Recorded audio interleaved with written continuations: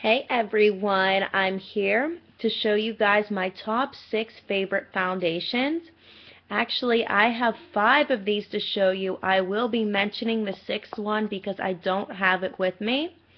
This is a mixture of tinted moisturizers and foundations. The first one is a face and body foundation. It is by Makeup Forever. Let me shake it up. This one is more of a gel-based foundation than the MAC Face and Body. A lot of people aren't sure which one to choose. They don't know which one they want. I've tried them both. I actually purchased the MAC and I also got it in a swap on Makeup Alley, and I ended up swapping it out again. The MAC one is so sheer that it doesn't matter really if you go a shade a little bit too dark or a little bit too light. I've tried C3 in the wintertime and C4 in the summer, which did work for me. I liked how it looked. I liked that it looked so natural but still flawless, but it felt a little bit sticky on the skin, especially when I got sweaty and hot. I could still feel that on there, and I didn't like that. Also, the MAC one is very, very runny, very, very sheer. It looks great on camera. It's great for photography. I've never tried it on the body because I've never had a need to. It also looks really good set with the Studio Careblend pressed powder. But for me, when it gets hot, humid, sweaty, it just felt sticky on the face. Didn't like that. This one does not feel sticky at all. It's more of a thicker consistency. It's still runny and light, but it's not running down my hand. It blends out very, very sheer. The MAC one, if I would have put it on my hand, it would have ran all the way down there. And it dries down. I'd say it feels demi-matte on the skin. It doesn't feel greasy. It doesn't feel oily. It's a very nice natural finish. This one covers very well for as liquidy and light as it is. It covers better than the MAC. And I usually use about 2 layers of this, and then I'll set it with the Studio Careblend Pressed Powder by MAC, and it gives a really, really nice natural polished look. But it gives a very smooth look.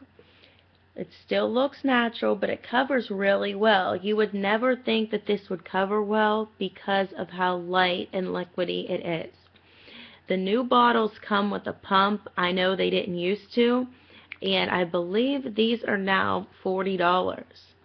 Now, back when I was looking at this, I did get mine in a swap on Makeup Alley. I swapped the MAC for this. But back when I previously looked at this, it was still in the $30 range, mid to late 30s. It wasn't $40, so the price has gone up. And my shade is 34, which is the honey shade. The next item is a tinted moisturizer. It covers very well for a tinted moisturizer. It's the NARS Pure Radiant Broad Spectrum 30. I would say it's NARS version of a BB cream. It's very rare to find a tinted moisturizer with SPF 30. Its purpose is a sunscreen to prevent sunburn, and it does instruct to use 15 minutes before the sun and to reapply every 2 hours. Now, if I'm using a tinted moisturizer as a base, I'm not going to keep applying it every 2 hours. If I really am in the sun a lot and it's very, very hot and I need the sun protection, I'm going to use a regular sunscreen. But I like to use this as a base. It covers well. I use about this much for the whole face, sometimes even less than that. I have it on today. I've been wearing it since about 7:45, 8 this morning. It's 10 at night. It's still on just like it was this morning. I did touch it up a little bit halfway through the day. I'd say around 3, 4 o'clock. I used the Studio Careblend pressed powder and touched it up just a little bit in the T-zone. But this is something I didn't have to really blot my face with this. Some foundations I have to blot the T-zone with an oil absorbing sheet. Didn't have to do it with this at all. So it gives a nice demi matte finish. It's more of a matte tinted moisturizer. A lot of tinted moisturizers are dewy. I've tried tinted moisturizers that are very sheer, that are greasy. The Benefit one was quite greasy. The Neutrogena one was very sheer. Didn't even cover anything at all. This one has excellent coverage if you want that natural look, especially if you have combination oily skin. This will be great for you as well. It's not super moisturizing, so if your skin's very, very dry, you may want to try a different one. This is one of my favorites. I actually had it in my drawer, haven't used it in a while. It was excellent for summer. It doesn't go sliding off your face like a lot of tinted moisturizers. I know the MAC one slides off when it gets wet. This does not. I'm in the shade Medium 1 St. Moritz. This runs darker than the Sheer Glow foundation because in the Sheer Glow foundation I'm either Barcelona, which is Medium 4. I can wear that in the winter time. And Medium Dark 1 Syracuse. And this is Medium 1. I did read reviews and watch videos where it ran dark, which is why I chose this shade, and I'm glad that I did. And it's sheer enough. If you go a little bit darker or lighter, it will still work for you. The next item is a foundation lotion. I would say this is along the lines of a tinted moisturizer as well. It's Marc Got the Goods Multi-Benefit Foundation Broad Spectrum Lotion. 1 ounce is $18. Forgot to tell you the NARS is $42. It's quite expensive. This is why I don't reach for it often because there's not much left in here. It's quite expensive to be using every day. I did purchase it with a friends and family sale, 20% off. So you can find different discounts on beauty.com, Sephora when they have their friends and family. I chose to get this from beauty.com with 20% off and free shipping. But back to the Marc, it's 1 ounce. This one's a little bit over 1 ounce. This is 1 ounce for $18, which is pricey for Marc and Avon foundations. I like it a lot. I actually bought it for my grandmother as well after she tried a sample. She's been using it, and I have it in shade 6. I did try it in shade 7. It's too dark. So these shades, that's medium as well. There's a medium 6 and medium 7. This runs dark, as I find with a lot of Marc face products. I tried the Magnificent powder in the medium shade, and it leaned too orange and too dark. This has a nice golden undertone. Comes out as a lotion, like a tinted moisturizer. Similar consistency to the NARS, actually. Blends right out. I love using this because it looks so natural, but it still gives the skin that polished look, like your skin, only better. Evens out imperfections, just like the NARS. Blends right out, gives that nice demi-matte finish. When I use this, I don't have to blot my face either.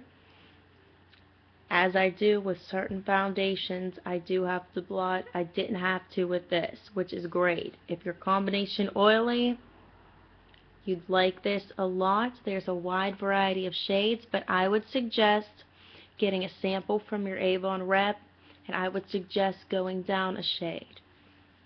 But I really love that foundation.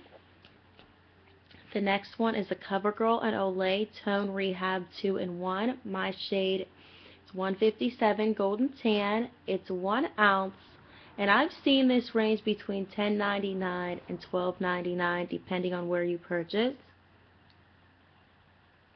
And Golden Tan is my shade in most of the Covergirl foundations. I have the 3-in-1 Stay Fabulous, and that is in Golden Tan as well, so that's my shade in Covergirl.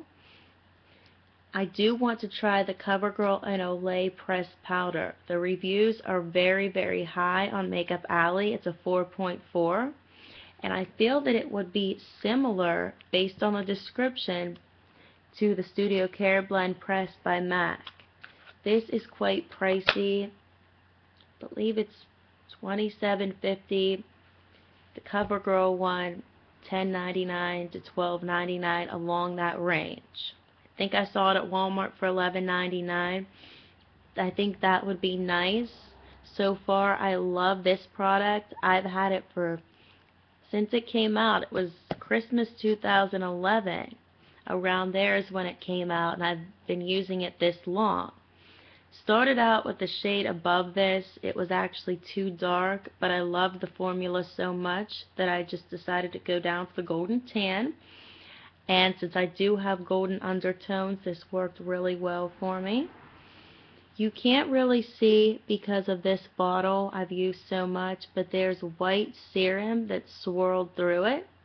So you can actually see the foundation when you're in the store. It will help you. This one is great, great, great in the winter time. My skin gets dry in the winter. This does not cling to dry patches at all. It blends like a dream. It's a very smooth application, and it's buildable. It's light to medium coverage. I use about this much. Gives me nice medium coverage. I do sometimes set it with the Careblend. Sometimes I don't. Now, since my skin's more on the combination oily side because it's dry on my forehead, I don't have any issues with my cheeks. It's normal, but my nose, above my lip, my chin is what gets oily and needs blotted, and I do have to blot. I put this on around 7:45, 8 in the morning, and around 2, 3 o'clock I do need to blot the T-zone. But if I did have an oil control powder, that may help. I recommend this for dry skin, normal skin. It would even work on normal to oily if you use a setting powder for this. And for aging skin, it's great. Feels very lightweight too. I don't like any foundations that feel heavy. The next one, a lot of people don't like this, but I love it. I've gone through 3 or 4 cans of this. It's the Revlon PhotoReady Airbrush Mousse Makeup. My shade is Rich Ginger. Right now, Rich Ginger's been a little bit too dark for me. But the Golden Tan, when I tried it last year, was too light. So maybe I'll pick up a Golden Tan and mix it with this to get a nice blend. In the summer, Rich Ginger is perfect. The darkest shade is Caramel. I know my Rite Aid only goes up to Golden Tan, but Walmart and Target have up to Caramel. Comes out like a mousse, but it blends out like a liquid. And it has nice, I'd say light to medium coverage. If you use about this much, you're going to get a nice flawless look. So you have to blot the T-zone about halfway through the day, but if it's set with the right powder, it's great. It's long lasting, and I just love how lightweight it is. It does have shimmers in it, but they're not that visible on the skin. It adds a nice glow to your face. And the last one that I'm going to talk about is the MAC Studio Sculpt. Flawless, perfect coverage. I'd say it's more on the fuller coverage side, but it looks so natural, and it's gel based. I've tried samples of it, and W40 is my shade, and it's amazing. I have a review on that one on my blog. So if you're looking for a fuller coverage foundation that's not going to feel or look heavy, try that one out.